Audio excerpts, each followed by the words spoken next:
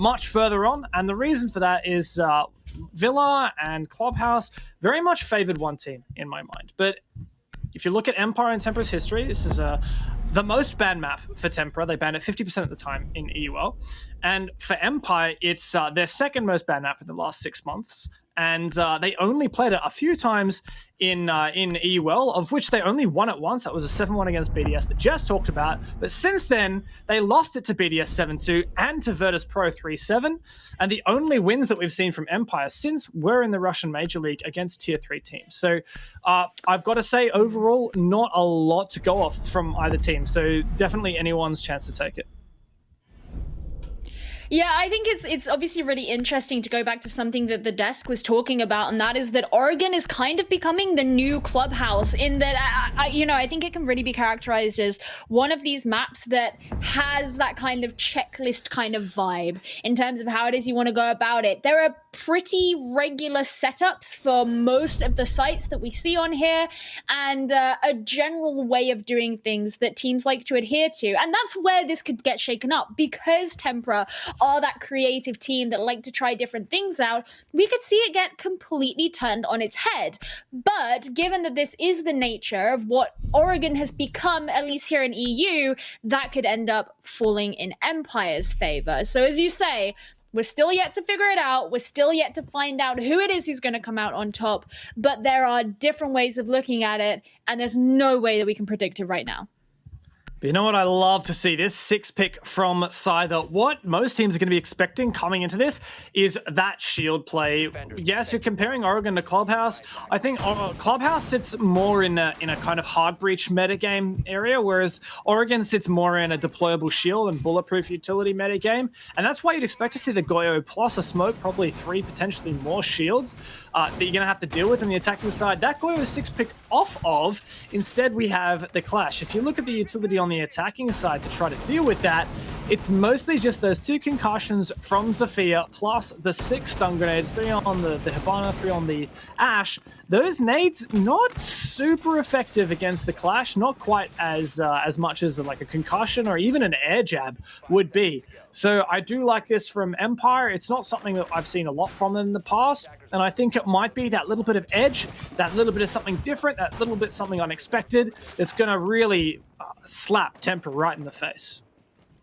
Yeah, there's one part of this setup that I particularly like, and we see a lot of teams do it. It's really a preference thing, and that is that they've left the soft wall in front of the back stairs open. And that means that they will definitely have some fight back on aggression that could come down from there. So Scythe is actually present here in Pillar, always is playing on the stairs as well. Sometimes you see the Clash be present more in construction blue, but he's going to get really up close and personal to P4. But because of that soft wall, you can still have the support back from within the site that can be shot onto those players who use the stairs. Always hanging out in Harry Potter. Nice Kaid ban from Tempra means they don't have to bring the Maverick or the Thatcher to deal with that hatch. Hibana will dispatch quite easily. We're likely to see some other form of hard breach used to flush out Always' position in a very typical spot in Boiler. And there you go, the Excaris goes onto the wall. It's for the most part shot off, and Always is very much still safe here. This is a really strong position. We see teams typically have a player, but that ADS has been wasted. Always nearly gets flashed. He retreats into blue, where there has actually been no pressure thus far. Tempra really leveraging this electrical hatch and the rear stairs, but a nade might turn things. No, not really so far. Always is still just darting back and forth. Durza takes some damage, but it feels like Tempra are not that much closer to making their endeavor work out. They still haven't been able to get most of the wall open, and there's the first kill from Always. A second straight through the barricade. And look at this Team Empire just clearing up. Always puts a third on the board, Joystick joining in, and now that means just Voy is left upstairs. He's got the Geminis that he can use for intel. He also has some drones too, but going up against all 5, he would have to ace to take this round.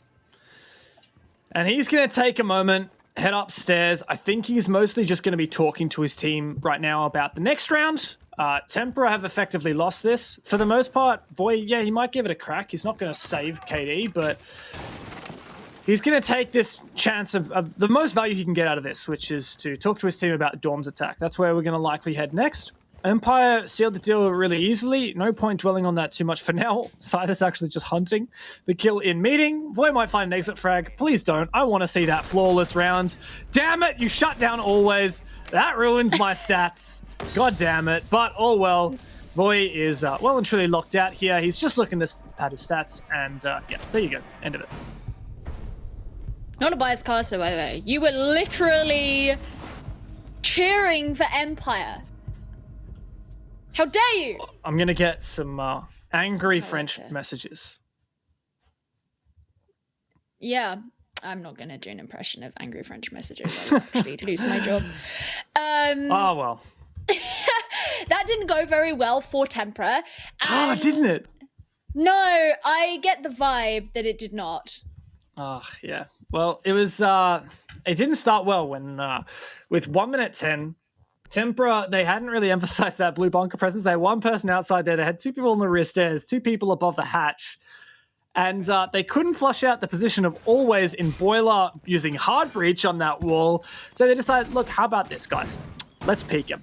And guess what? Always says, hello, I'm going to find you. And, oh, you're going to PvT? All right. Bang, you're dead as well. And, oh, there's another one. It must be Christmas. And he got a 3K on the round. Crazy stuff. We talked about how Always and Dan are on point. They're hitting their shots. And that was a nice warm-up round there for Always. Yeah, I mean, they struggled with something that you see a number of teams struggle with, and that is actually making the X-Kairos onto the E-Box wall work. A lot of teams will bring smokes to obscure them so they can't just straight up be shot off by anyone who might be playing in supply. But even then, you know, that happened there. I think they managed to get 4 to detonate because it was only a small kind of square in there.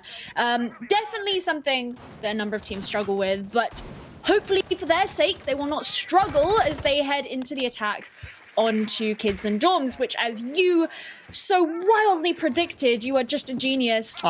This is where Empire have decided to come. What I just don't get is Joystick, he loves this ACS 12. He's giving up the older for it. I just... I find it so ridiculous. Hey, look, if it's working, man. Yeah, he got a kill last round. I don't know if that's enough to ditch the older, especially in close range, such as the position he's playing in games. It's just so good. But I guess he can contest more aggressively. There's long, tight angles through the floorboards. So all power to him. Joystick, prove me wrong. Empire going for something fairly typical at the moment, which is what we see is the push in through Master to breach onto the games wall, and they'll have to deal with the impact trick from Joystick, typically in conjunction with the player pushing Attic. At the moment, it's just a game of clearing util. Is this going to be a fast push, or is P4 prepared to just destroy that second deployable shield? It is a fast push! Go for it, Tempra! Yeah, straight in. Joystick the first to go down, but Durza gets bled out. It doesn't matter though. Shinka's going straight in with the plant. The kills are surrounding, but so is the smoke, and that means he goes down before he even has the chance to finish it. Suddenly, things are on the back foot for Tempra as the kills come raining in for Team Empire. And once again, just one remaining on Tempra. It's Chaoxis. He's trying to hold the angle over towards the white stairs and gets one. That's Dan. Now it's a 1 versus 2, but can he finish off the remaining 2 members? There's no way he can go in for the plant right now, but he has plenty of time to play with. But Team Empire aren't going to be feeding him the victory that he wants to get. He knows there's a player behind the shield. He can't quite get it. He's just going to have to avoid it. Runs around to get the rotation, but there's players on either side. Team Empire still hold on tenaciously to that round, despite the fact that Tempra wanted to get aggressive.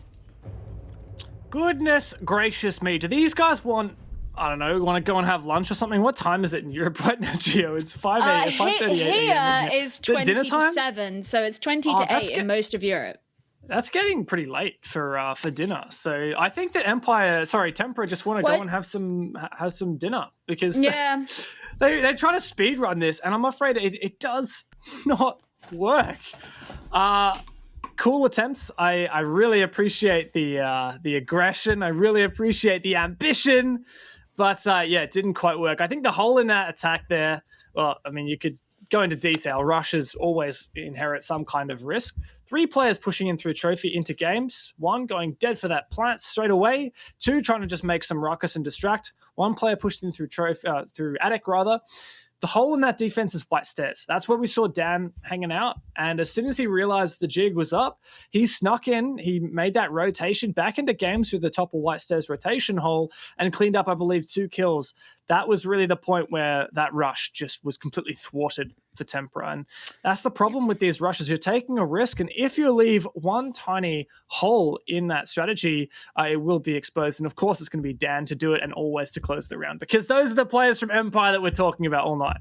I mean, it's not even just that. It's the fact that on this site particularly, if you want to make a rush in and you want to go into dorms, you're essentially moving straight into a room that is surrounded by the rest of the site, which means that there's going to be players who haven't been dealt with because you're rushing, who are present in attic. There's obviously Joystick, who is in games. You've got white stairs. You've also got kids. So as you say, like, some of those players got dealt with. Joystick, for example, he was pretty much the earliest one to go down. You got Dan, who doesn't get dealt with because he's over on white stairs, but importantly, they also still have the smoke alive in kids, and so he could throw the smoke straight onto where the plant was being made. And even though that itself was not the cause of death for the planter, it still adds to the difficulty that the attackers have to deal with. So when you're completely surrounded and there's only a few of you who are completing the rush or attempting the rush, you're still going to have some kind of defensive pushback from an angle that you have not checked. Yeah, it's a bit of a shame for Tempra that it didn't work out, but like I was saying, I love the ambition. I love that kind of pace, and yeah, I guess they want to go have some dinner early or what have you. I will say for Empire though, that does kind of give them an extra leg up there. It's a big risk for Tempra, and that's one more notch that Empire have managed to put in their belt. 2 rounds on the board. Yeah, it's very early days at the moment in the very first half. And realistically, the bomb sites that you're expecting to win are your laundry defense and your dorms defense. My concern comes from the fact that Tempra didn't have a lot of substance on their laundry defense, or laundry attack rather. They really had basically no way of dealing with Always, who was in the power position in Boiler, and the attack on dorms we just saw was basically non-existent. Right? That was not a strategy they're going to repeat. So all in, I haven't seen any strong attacks or even ideas of attacks from Tempra this yet, and that's what concerns me. Well, what could be a concern for Team Empire here is the fact that now they're heading into a defense on a site that historically they've not been that great at. Even though they haven't played Oregon a ton of times in the EUL cycle, they played it enough for me to be able to tell you that of the 3 times they've defended this particular site, they have lost all 3 of them. So this is going to have to go different to the history books. I'm really going to be looking to Joystick. Of course, we talk about it quite a lot, but the showers control is so important. You want to look at your Maestro for completing the impact tricks that you will inevitably be going for on the shower wall, and that prevents it from being opened. Now, they have set it up a bit differently because, of course, they've closed off where many would have a rotation into dining and instead have a rotation out the back of the site instead. One of the things I really like about this setup, and it's pivotal that Joystick reinforces that particular wall, is that after Empire forfeits showers, like let's say that wall into small tower gets breached and Joystick can no longer safely play in showers, he can make that rotation back for like peel away and then reinforce over that rotation hole. So Tempra has showers control but can't do anything with it. It's a strategy we've seen from a few teams in the past. I would love to see it again here from Empire. But it will come down to, of course, how Tempra deal with that showers presence. That's already really good there. I believe that was an Evil Eye dealt with. Maybe that was one of the Banshees. Not quite sure. But there's lots of hard breach from Tempra with the Ace and the Hibana to breach open this wall from Joystick. So he's definitely going to have to land some good impacts. And, well, he's the only... Well, he does have Dan, so Dan could rotate in as well and help destroy some more of that. But if you count the total hard breach, right, Ace has 3 charges, Hibana has 3 charges, maximum 4 impacts between the 2 of these Empire players. Tempra is going to breach that wall eventually. Yeah, you can see Joystick's just watching out on his own cameras. One of the Evil Eyes did get destroyed. We saw that happen ourselves, but he just needs to be sure that he's aware of when and where these players are. There is always being dealt with as P4 sends in the lifeline so that he's forced to move his shield. And now suddenly this hindrance that was so prominent in that last round has been taken away. Yeah, I really like that. That's such a big X factor now from Empire removed. Tempra have set themselves up nicely, but they haven't dealt with the Showers presence yet, something that we talked about so much. But the question is, if any team in the EUL, in the world, is going to risk a dining plant without actually clearing Showers, I'd edge my best Tempra would be one of those teams. So I would not be surprised here if they just decide to ignore that. And, well, Empire haven't got any way for Joystick to kill any players in dining because that's fully Rio'd off, right? So I think this strategy for Tempra might actually work. Oh, look at this position from Chaoxis. He's watching the rotation from big window to small tower. Yeah, well, there goes the smokes, and here goes the attempt at the plant, and suddenly Team Empire are going to have to rush in and deal with it. Dan is trying to take in the shots, and they actually gave up on the plant instead. There's Joystick to be killed. Is Dan going to be followed up as well, as only 3 remaining members of Team Empire stand? There's still time to play with, and Tempra can still go in for the plant, and right now they have this control. There's Dan. Here comes in the plant, and it looks like Tempra could be the ones to take this round. Shepard is desperately trying, but he slightly overthrows these smokes. Chaoxis, he does fall, but with the damage going in straight on those players of Empire, it doesn't look like they're going to be able to stand, and they don't. Tempra take their first attacking round on a site that, like I said, Team Empire historically have not found much success on. But what a way to do it! Tempra, you guys have won me over. Yes, I mean, that was your least favorite, the least favorite defense bomb site for Empire. You probably should be winning those, Tempra, but what a way to do it! I don't think I've ever seen teams just commit to not going for Showers whatsoever. They're like, hey, we don't need that. That's fully Rio'd off.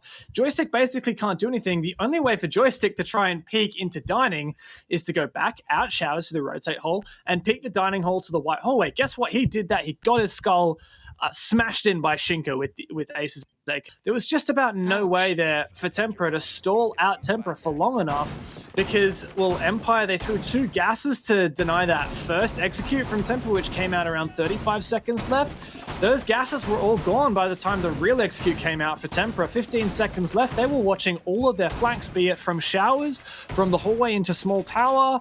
We even had Chaoxis on the roof, for hell's sake. Like, that is just so much coverage from Tempra, forcing down that plant. What a lovely strategy, and they completely bypassed that entire Showers minigame in doing so. I love to see it. Yeah, and you know, it was nice because I think it was Scyther who was upstairs on the hatch. You very frequently do see a defender who will be playing on the hatch, and he didn't even really have to be challenged. Tempra basically walked in and they played their game, and it's something that historically Team Empire have done a lot. We saw it on Clubhouse. We discussed the way they like to ignore roams, and while this isn't exactly the same thing, it's still the same general idea. We go in and we play what we want to, despite your setup. We're not going to play into your hands. We will make you play into ours, and it didn't work out for Team Empire. It worked very well for Tempra. And so moving forward into these next few rounds, as they begin to revisit sites that Empire have done very well on in this map so far, are Tempra going to be bringing out that same kind of attitude? If we cast our minds back just a little bit to the first round on this map, we saw Team Empire very handily defend this basement bomb site, really thanks to always holding in Boiler on that reinforced wall, not able to be flushed out. Now, some X-Kairos did detonate, but not enough to punish him. Scyther's actually picked off the Clash onto the Mute, and those Mute Jammers, well, that Mute Jammer on the wall will protect always. No hard breach will be able to detonate, but the change here from Tempra is Durza. He's taken the Ying, and that means things could very well get heated. An explosive execute could come out through this hatch where 2 players currently sit. 3 players currently sit. This is about to get hot. Yeah, they really struggled to gain control here before, so is it going to change? Dan is trying to shoot on through. He throws in an impact, but you still got to remember that those Candelas could end up causing such destruction and so much chaos. There's the Gemini to provide the information that they need, and that's going to help Tempra decide what it is they do next. Candela's getting ready. In it goes. Durza will follow up, and this is their opportunity. Scyther takes a lot of damage. The next one is ready, but always secures himself the first kill. It's a backwards and forwards for now. They're just looking for what they can as Durza pushes deep into the site.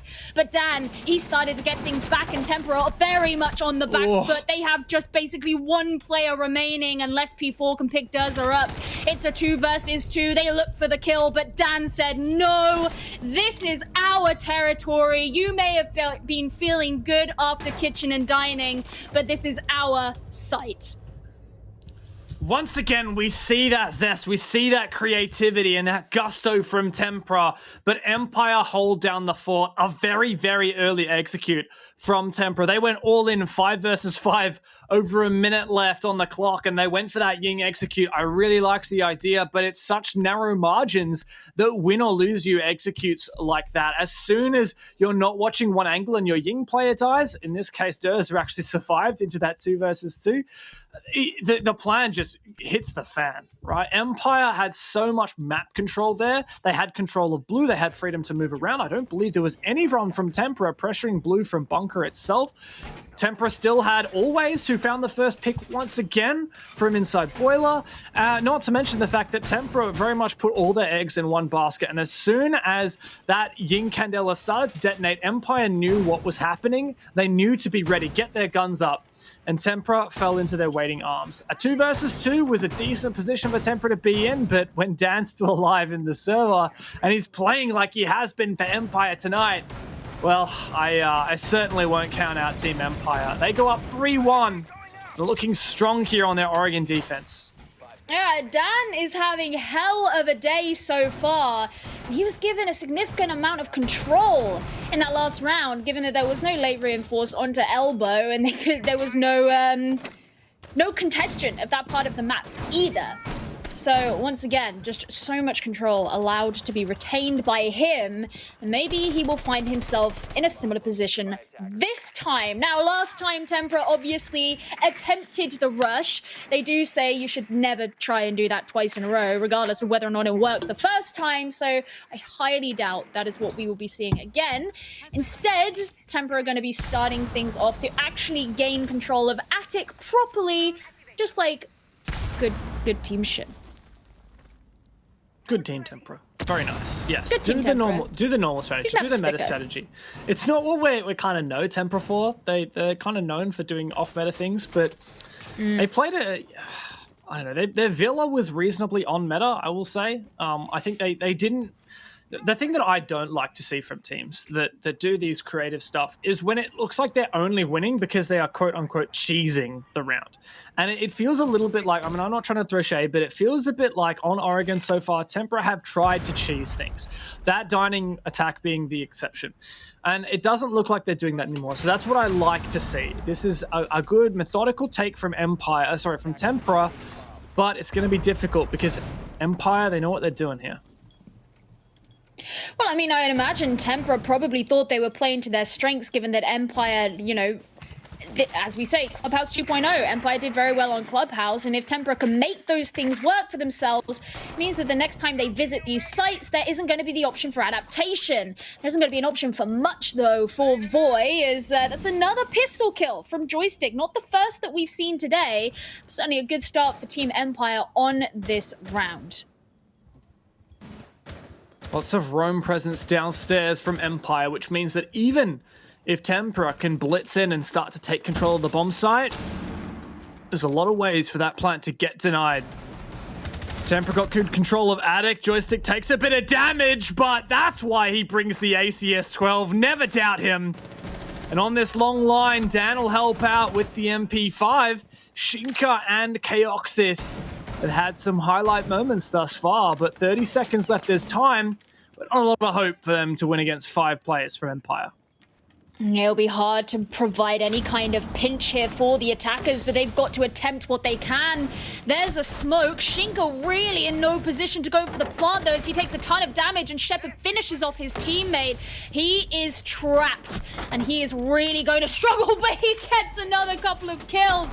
Dan taken brutally down, but Joystick once again with the pistol. This is becoming a running theme, and Team Empire looking very comfortable on that round. People often take the Bailiff, that shotgun pistol, because of its ability to create rotations, but Joystick says, hey, I've got the well.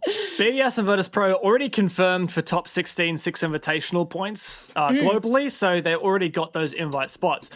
Empire and Tempra are not so. They currently are in a position where they've got to get first or second place, I believe, in order to confirm their spot.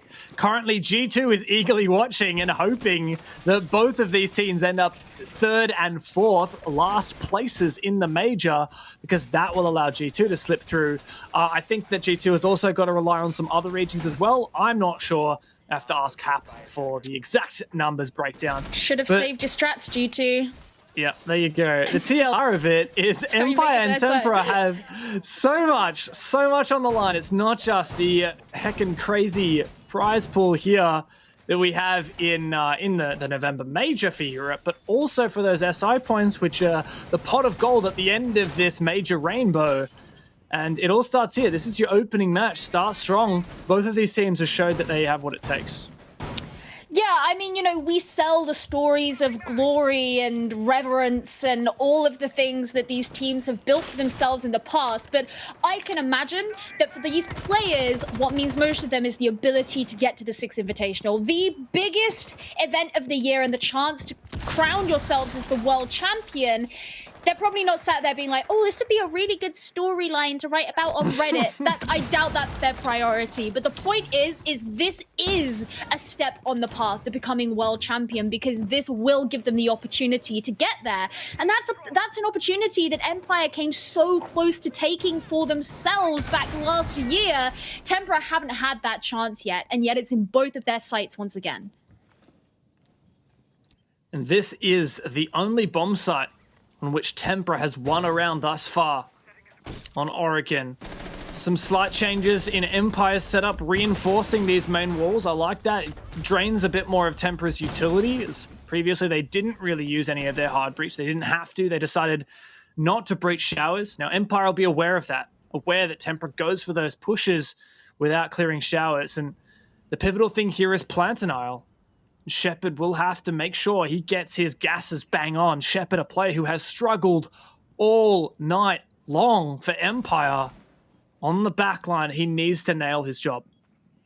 Okay, Oxus is creeping around through Garage. We saw him set up a drone for himself, but he could come in with those Exkyros and open up a hole behind and come in with some kind of a pinch onto Shepard. It looks like he's looking through that drone hole and preparing to do something just like that, but Dan gets himself the first kill, the man of the moment and the man of the map, and presumably the entire day so far.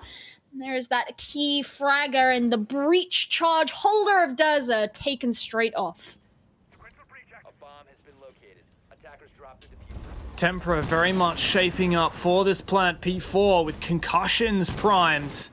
And Voy with the plant on the horizon. You mentioned Chaoxis will keep an eye on him as the execute comes forth. Those concussions may mask the sound. Void to force down this plant, but Chaoxis is covered from above. But is the plant covered? It is! Dan gets aggressive and somehow manages to die, but Tempra end up biting back and turning this back into a 3v3.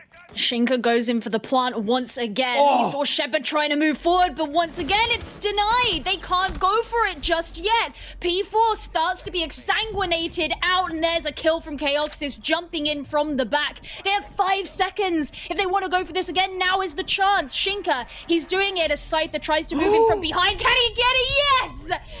Oh, that was so close, but Team Empire make amends on mistakes of the past and take this round to put themselves at 5-1 at the half. Heading into their attack, they should be feeling very good. And after an embarrassment on Villa, Empire look like a completely different team to what they did an hour and a half ago. Yes, there has been a rehost. That is not the complete kill count. Don't you worry too much. But the fact that Empire only got 3 kills that round and won it tells you a damn sight a lot about that round just there. A beautiful job there from the Valkyrie player of... wait, no, who was that? It was Scyther. There you go. Amazing from Scyther there to deny that in the dying moments, because it was really on Tempra to try and desperately cover that plant, but not looking good when you really don't have info on where those players are. Scyther bided his time, waited for that 0-0 on the clock, and took down that planter. Perfect stuff from Empire. What a half. Oh, and I mean, I liked what it was that Tempra were going for. They had it well-timed and coordinated so that Chaoxys could almost provide a distraction that meant the cover upstairs would not be able to deal with the plant. And yet Empire still swept in and managed to prevent that. Oh, okay. Rehost. Attackers won round 7. Congratulations, Team Empire. I thought that you did some really good work in this round. No. For the whole day, like if you look at map number 1 and map number 2, it was very much the case that it was above 50% of the time. Opening kills spelt the result of the round.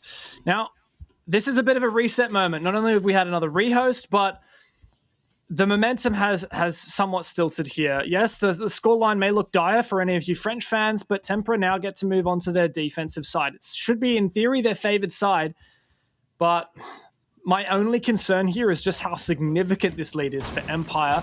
Tempra have to have some damn good defenses. They need to be flawless here. They almost flawless. I think what I feasibly see here for Tempra is you win laundry, you go up to dorms, you win dorms, you go over to dining, you win dining, you go back to dorms, you win that. Like, you need to win 5 here. So you kind of need to be flawless on all 3. You can't really have any slip-ups. Yeah. I mean, I'm expecting Team Empire to go for a slightly different strategy to what Tempra did in terms of the attack, because if you remember correctly, Tempra didn't really give any attention to construction or blue, but the fact that Empire, have brought both a Hibana and an Ace leads me to believe that they do want to do that. That also suggests that if they do go for the same kind of X-Kairos down into E-Box through the meeting hatch kind of thing, they do have the smokes that they can use to conceal that if they decide to take Ace up there as well once he's opened up the elbow wall, for example, or the other wall. Yeah, just the other wall. It's like the least favorite sibling, you know, on the other one that's on E-Box.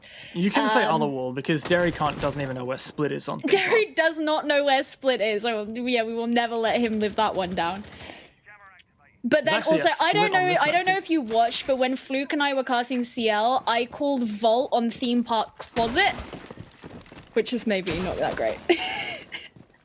Yeah, well, I mean, I don't blame you if you keep all of your millions in the closet. Oh yeah, I do actually. Probably safer. Yeah. That's where I keep my millions that I definitely have. Let's touch back on this attack strategy for Empire. You remarked upon the way Tempra put Tempra. Oh my god. Tempra. I keep saying Emperor and Tempra. Yeah. It's Team Empire. So T-Emp and Tempra. Empire. It gets me just in case every damn time. Dear audience, you needed to know who was in this game. Look, now all right, yeah, it's 6 a.m. right now. What is that gas? Sorry, I like that. That smoke grenade enables the Ace to go down without a line of sight from the bomb site, so Tempra can't shoot it off. They actually do shoot it off anyway, unless if it was Always who potentially shot that. I wouldn't be surprised. Does cut off a good bit of rotation there from Chaoxix, but there's still he's just gone back to sight. So there you go. And they've actually reinforced off blue as well, so hopefully Dan can take control of this, but there's still a lot of work to be done.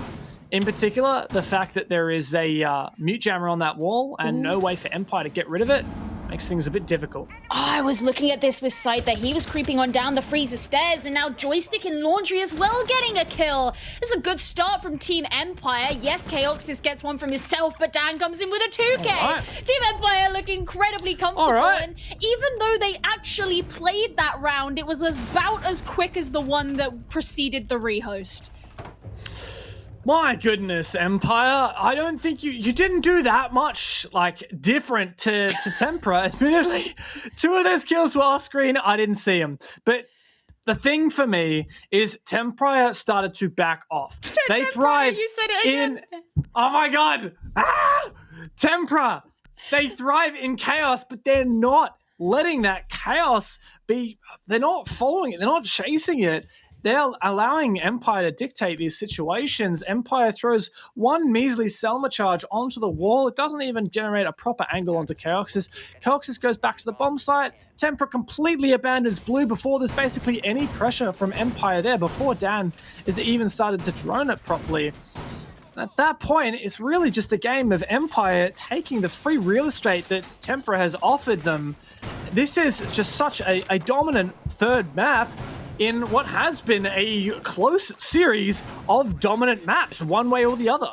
And I think at this point, given that Empire are now on match point, okay, so the scorelines have been getting narrower and narrower in this series so far. If Empire win this next round, we have a 7-1. The last map was a 7-2. The previous one was a 7-3. So it is just narrowing. But I want to set the stakes here somewhat, because no matter who loses this, they will still be in the tournament for now. They will just drop down to the lower bracket, and we will see them play against Virtus.pro in the next game. But remember what both of these two teams are fighting for. For Team Empire, this is the first time that they have been at a tournament level this high since the Raleigh Major, which they won. And they took back their pride, I suppose, from G2 all the way back then. Whereas Tempra, they haven't been at this level. I mentioned before, you have someone like Voy who has played at SI and he has played in the Paris Major, but not with this team. He's trying to lead them back into that battle. And for a number of these players, this is their first time being in a major, being able to make that mark on the world. There is a lot for both of these teams from a pride perspective and from what this means to them. Not just that, but the ability to gain SI points as well, as both of them have to make it in the top 2 in order to get those. So this is huge, and this could be about to be lost for Tempra. And add to all that the fact that whoever loses this has to go and play Virtus.pro in top form, who almost defeated BDS. No, not for me. I want to go straight to that semi-final. That's your best chance. P4 takes a lot of damage on the lobby. He goes back upstairs.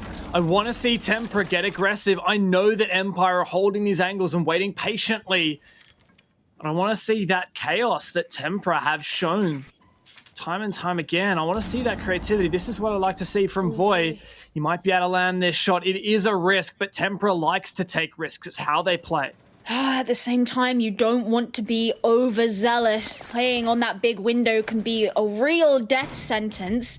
Joystick might be a death sentence here, but no, it was Voy who found his first demise. As always, does take advantage of that situation. Bear in mind, Shepard was not far behind in small tower / office either. So there is a high population density of Team Empire players around. And you've also got P4, who's really lacking in health as well. So already this is looking dangerous. He does get the kill back onto Always as we head into the final 30 seconds of this game. But Dan's about to pop straight out. There's 2 kills for him. This could be the answer for Team Empire. Shepard goes in for the plant as well. There's the smoke, but it won't stop much. Does is going on the roam. But is it going to be enough to keep Tempra in this game? There's only 2 players of the team left and 4 on Team Empire. They don't have any nades, but they do have flashes, and they have got a diffuser down. That is the key, and this could be the key to the victory as Scyther brings down Durza. It's just Shinka who's remaining. He's desperately trying to get into some shots, but he's up against 4 players of Team Empire. These guys got so close to the World Championship, but Shinka could do it. He can't. Joystick shuts him down, and Team Empire send Tempra down into the lower bracket and push themselves forward.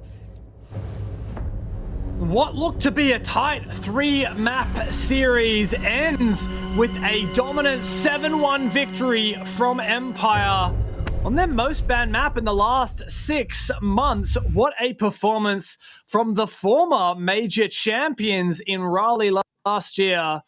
7-3 Tempra, 7-2 Empire, closing it with a 7-1 on the decide.